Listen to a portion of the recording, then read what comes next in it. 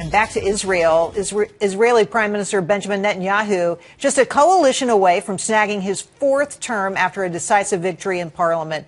While Netanyahu's hardline approach led to a showdown in Washington. Will it do that? We're asking Patrick Brennan, opinion editor for the National Review. Welcome to the show, Patrick. You were mentioning as we were just sitting here chatting what was said in the presser today. Lots of negative comments about Netanyahu. What were they, and can the two sides ever get together?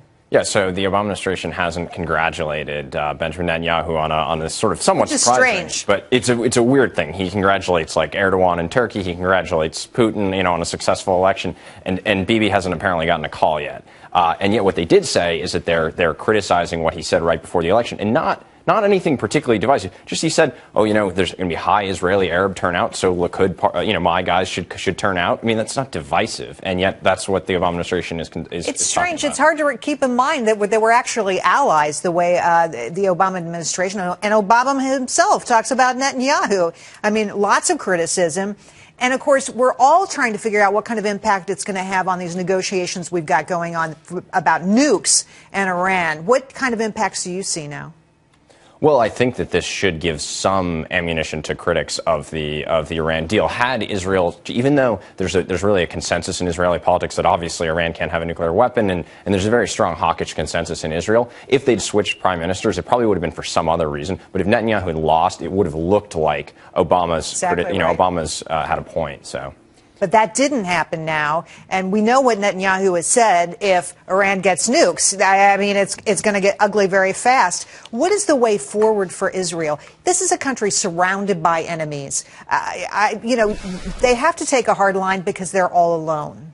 Yeah, they're in a really tough spot. The Obama administration and basically the countries in these talks from Europe are pushing for a deal. They all really want a deal very badly, especially President Obama. And there's not that much Israel can do to stop them. And so Israel has obviously, there are a lot of American politicians who'd like to stop them. So they're going to try. And Israel's been a tough spot for about 60 years now. So. We've talked a lot about this Iran deal, and I don't really understand why the president is so dead set on this. It seems just like a bad idea from the get-go. Congress obviously up in arms about this. Josh Sherman says that, the House will have ample time to look at this deal. But is that really true?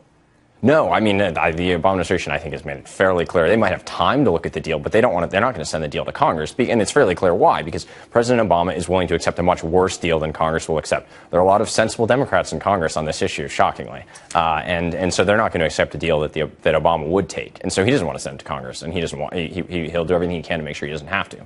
Quick reaction. We found out about this afternoon. So the president not congratulating Bibi, nothing for Bibi, and yet he's had time to fill out his brackets. Take a look at this.